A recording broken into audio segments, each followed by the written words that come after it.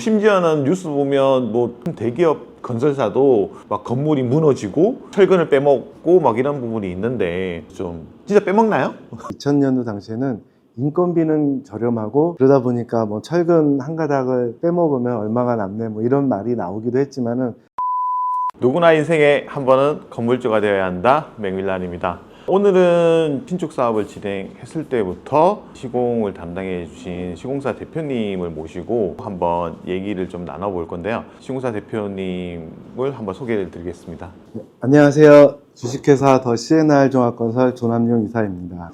저희 주식회사 더 C&R 종합건설은 94년도에 설립해서 지금까지 열심히 집을 짓고 있는 회사입니다. 물론 관공사를 포함해서 여러 가지 공사를 많이 수행을 했고요. 지금은 또 맥밀란님을 만나서 이렇게 다중 건물에 대해서도 또 기타 상업 건물에 대해서도 시공을 하고 있습니다. 대표님에 대한 어떤 개인적인 부분에 대한 질문도 좀 드릴 예정이고요. 그리고 이제 시공 관련해서 궁금한 부분도 한번 풀어보도록 할 건데, 먼저 제가 되게 궁금한 부분에 대한 질문이 있는데, 원래 어릴 적부터 건물을 건설하는 부분이 꿈이셨나요? 저희 아버지가 이제 집을 지으면서 제가 학교 다닐 때 현장에서 아르바이트를 많이 했어요. 아르바이트를 하면 어떤 부분을 하셨나요? 네, 그때는 지금처럼 이제 석재를 사용하는 건물보다 벽돌을 사용하는 건물이 많아서 벽돌도 치고 레미탈이라 해서 시멘트도 나르고 했던 것부터 많이 했습니다. 그러면 그때부터 조기 교육을 좀 하신 거네요. 그냥 벽돌 한 장 한 장 쌓아서 집이 되는 걸 보고 이게 참 재밌는 직업이구나 라는 생각을 하게 돼서 진로도 대학을 이제 건축과를 가게 됐고 열심히 하고 있습니다. 그동안 그러면 다양한 경험이 있으셨을 텐데 어떤 쪽의 시공을 좀 많이 하셨나요? 처음에는 이제 저희가 종합건설이다 보니까 작은 나홀로 아파트 시공도 했었고요. 주로 이제 이런 큰 건물들을 하다가 저희가 회사가 이제 관악구에 있다 보니까 그쪽에는 이제 다중 건물이 오래전부터 이제 많이 짓기 시작을 해가지고 이제 그때부터 다중을 같이 시작을 하게 됐죠. 그 관공사도 되게 많이 하시죠. 뭐 제가 알기로는 뭐 학교도 보수하거나 신축하거나 아니면 주차장도 뭐 이렇게 하거나 뭐 이런 얘기를 좀 들었던 것 같은데, 저희 CNR이 종합 토건이에요. 그러니까 토목 건축 면허가 따로 있는 게 아니라 같이 있는 토건회사다 보니까 도로 아스팔트 재시공 공사라든가 뭐 공영 주차장을 짓는 거, 이번에는 이제 서울대학교 한 건물 리모델링도 했었고 초등학교 내진 설계로 해서 내진 공사 이런 것도 수행을 했었죠. 얼마 전에. 저랑 같이 하는 거는 좀 일반 어떤 사공사 개념이잖아요. 그런 두 개의 공사의 차이점이 있나요? 그 장단점이 좀 있을 것 같은데 그것도 좀 궁금하네요. 일단 관공사의 장점은 자금이 확실하죠. 또 그만큼의 나라 일을 하다 보니까 많은 서류량이 필요해요.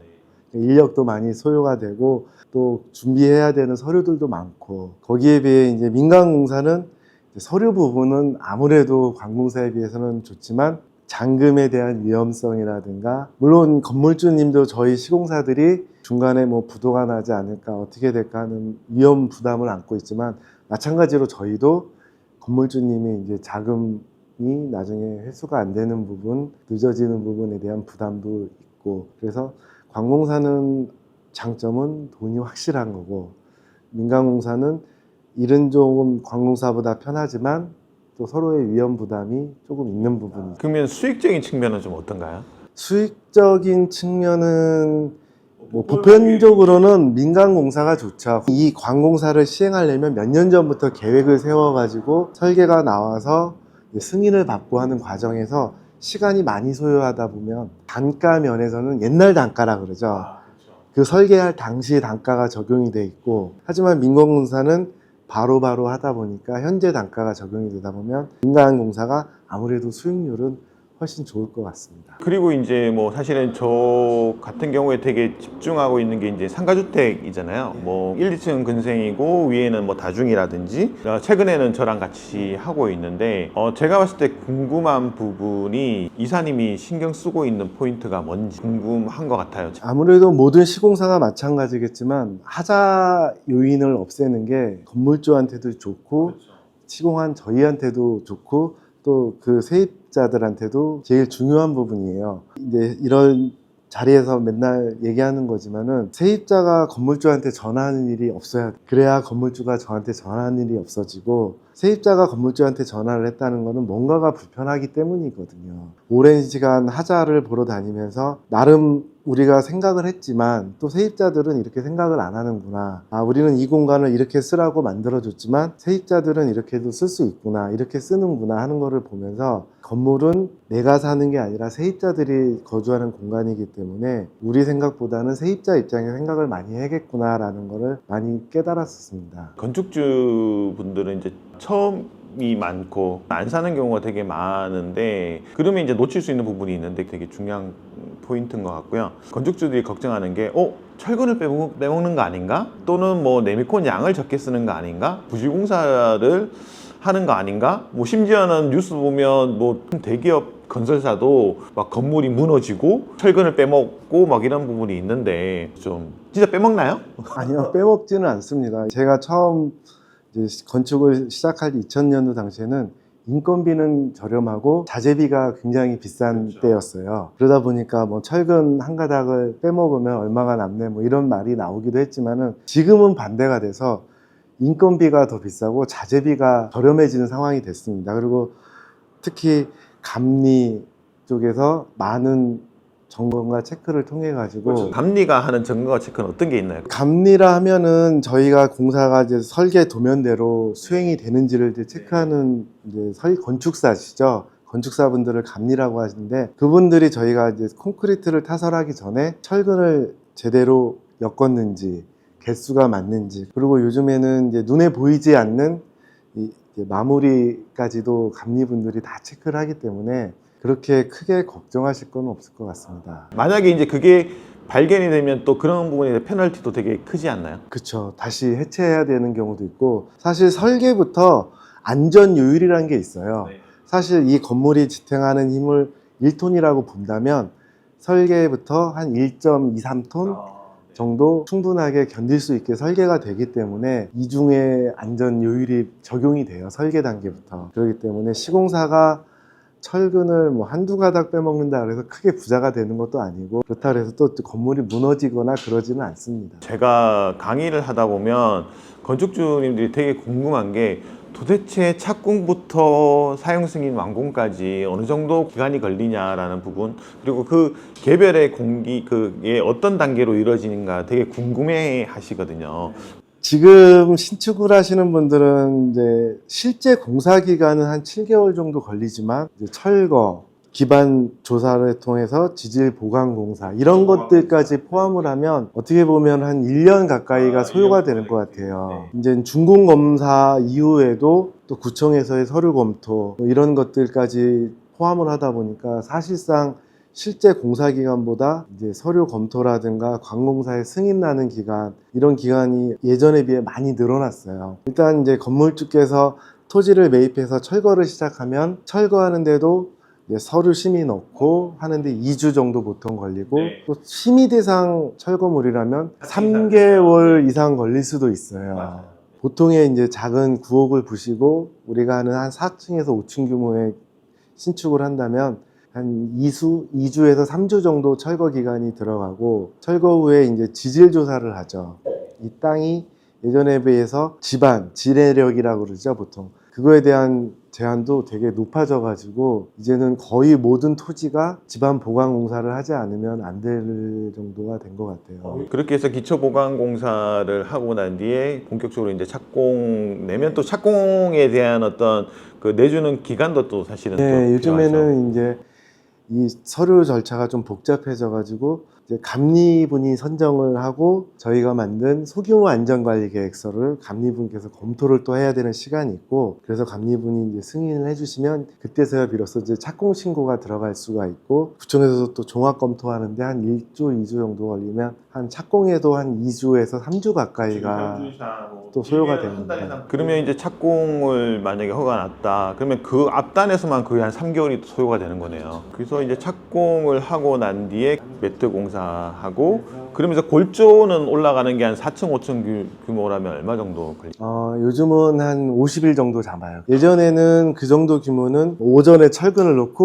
오후에 바로 타설을 했는데 요즘에는 이제 토요일 날 레미콘 출하가 안 돼요. 일요일 날도 안 되고 그리고 또 이제 감리분한테 체크를 하다가 수정사항이 발생할 수 있기 때문에 그 시간을 충분히 여유를 잡고 타설 예정을 잡아야 돼요. 근데 이제 타설을 하려면 도로 조명도 받아야 되고 하는데 이 날짜 맞추기가 참 어렵습니다. 이제 건축주님들이 갈 때마다 이제 저한테 얘기하는 게, 아니 우리 현장은 갈 때마다 왜 사람이 없냐라는 게, 사실은 그게 어떤 보면 행정의 공백의 영향이 되게 큰 것 같아요. 말씀하신 것처럼 이제 우리가 다 뭐 거푸집 작업하고 철근 배근하고 다 했는데도 불구하고 그 다음에는 우리가 그 액션으로 할 수는 없잖아요. 그러니까 뭐 감리가 또 와서 검증하는 시간이 되고, 또 안 되면 또 수정을 하고, 그러면 또 그 사이에 또 레미콘 예약을 해야 되는데 안 오면 또 기다려야 되고, 한 50일 정도 철근 그 골조가 이루어지고 나면 그 다음에 이제 외장을 붙이잖아요. 그거는 한 어느 정도 시간이 걸리나요? 석재로 할 경우는 한 2주 정도 소요되는 것 같습니다. 롱브릭 타일이라든지 그 붙여서 이제 습식 공법도 많이 하는데, 그거는 어느 정도 수준일까요? 습식공사는 사실 물과 연관이 많기 때문에 날씨의 영향을 많이 받아요. 지금같이 너무 뜨거운 날에도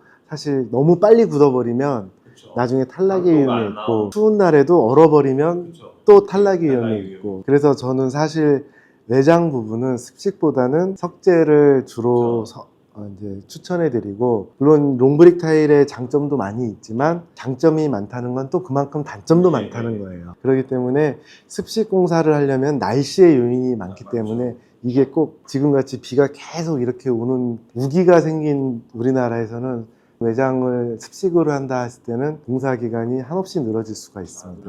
그러면 그렇게 해서 외장이 마무리되고 창호가 붙여야지만 사실은 본격적으로 내부 작업을 할 수 있는 거죠.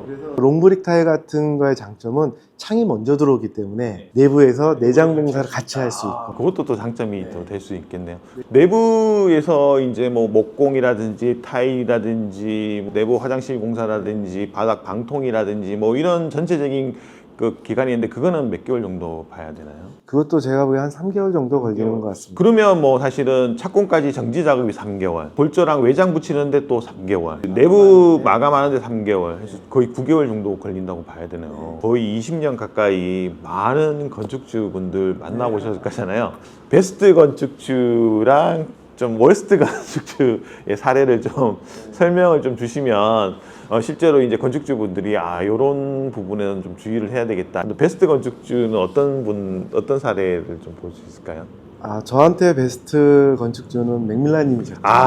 이거 제가 앞에 있다고 이렇게 얘기하시는 거 아니요. 아닌가요? 사실 맥밀라님 스타일이 그냥 저한테 다 맡기는 스타일이었어요. 사실 그것 때문에 고민도 제일 많이 되는, 많이 했고, 제가 제일 힘들었던 현장도 맥밀라님 현장이에요. 너무 많은 걸 맡기시다 보니까 이 취향이 나한테는 맞는데 맥밀라님은 어떻게 보실까, 이런 거를 크게 말씀이 없으시니까 항상 건물을 지을 때마다 매일 도배지를 저 혼자서 고민을 하고 샘플을 보면서 샘플링을 하고 제일 많이 고민하고 힘들었던 현장이 맥밀라님 현장이었고, 또 그만큼 저를 믿어주시고 그냥 맡기셔 주셨으니까. 사실은 제가 그걸 노렸어요. 건물주분께서 와서 이건 어떻고 저건 어쩌고 하면은 모든 사람이 그렇지만 기분이 좋지만은 않지 않습니까? 근데 그런 거 없이 그냥 오셔가지고 커피 한 잔 사주시면서 고생한다, 앞으로도 고생해달라, 그 한마디만 하고 가시기 때문에 좋지만 제일 힘든 현장이었죠. 참 많은 거를 시도해보고 경험해봤던 건물주가 바로 맥밀라님이셨고, 그 때문에 저도 많이 성장을 했던 것 같습니다. 그렇지만 이제 되게 건물 잘 지어주신 덕분에 지금도 제가 공실 없이 잘 운영하고 있고, 5년이 넘고 그 이상 됐는데도 크게 하자 없이 이제 제가 운영하고 있는 비결인 것 같기도 해서 저도 감사하게 생각을 하고 있고요. 좀 월스트 또는 좀 정말 좀 힘들었던 건축주님은 어떤 부분일까요? 힘들었던 건축주님은 한 분이 계세요. 방이 45개짜리 건물이었어요. 그분은 여성 기숙사 형태로 남성 출입 금지 그런 건물을 만들고 싶어 하셨고, 엘리베이터도 호텔처럼 열쇠가 없으면 타고 갈 수가 없게끔 만들어 달라고 요청을 하셨죠. 여러 가지로 많이 설득을 했죠. 사실 다중 건물에 사시는 분들이 음식 배달도 많이 시켜 먹고 택배가 엄청나게 와요. 그런데 만약에 엘리베이터가 그 열쇠가 없으면 올라갈 수 없다, 그러면은 건물주가 항상 내려와서 엘리베이터를 작동시켜줘야 되고 또 물건을 받아가지고 자기가 올라와야 되는 불편함이 있는데, 그분은 너무 세입자들은 생각을 안 하시고 실제로는 사용자들하고는 너무 맞지 않는 그건 본인 관리만 너무 편리하게 할 수 있는 그런 건물을 요구하셨기 때문에 그분하고는 참 많이 싸우기도 하고 진짜 한 해 안 한 해 못하게까지 이제 얘기가 많이 나왔었던 것 같아요. 제가 사실 그런 말씀도 드렸어요. 세입자가 들어왔는데 옷걸이를 뭐 행거를 사와서 설치를 해야 되는데 그럼 사장님이 와서 해주실 거냐 매번. 그걸 설치하러 보통 뭐 남자친구라든가 사촌 오빠라든가 아빠라든가 들어올 수가 있는데 나한테는 아빠고 사촌 오빠지만 남들한테는 남자 아니냐. 그러면 금남의 집이 결국은 깨지는 거 아니냐. 아니면은 사장님이 인부를 고용해서 그런 뭐 이제 실이 퇴실과 입실이 있을 때마다 그런 설치 부분을 사장님이 전담을 해주셔야 되는데 그게 가능하겠느냐. 그렇게 여쭸더니 금남의 집은 안 되는 건가요? 저한테 대려 물으시더라고요. 결국은 남자가 들어올 수 없는 집은 되지가 않죠. 실사용자 관점에 생각하지 않고 자기에 빠져 자기가 원하는 방향으로 다 만들려고 하는 부분이 좀 어려운 부분이 있다라고 보시면 될 것 같고요. 그런 부분에서도 보면 이사님의 성향이 드러나는데 그냥 해달라는 대로 해주면 되는데 그죠? 분명히 후회하는 부분이 있으니까 그런 부분에 대한 얘기를 좀 하신 거고 저도 어떻게 보면 오지랖일 수도 있죠. 설계대로만 도면대로만 지어주면 사실 제 책임은 없어요.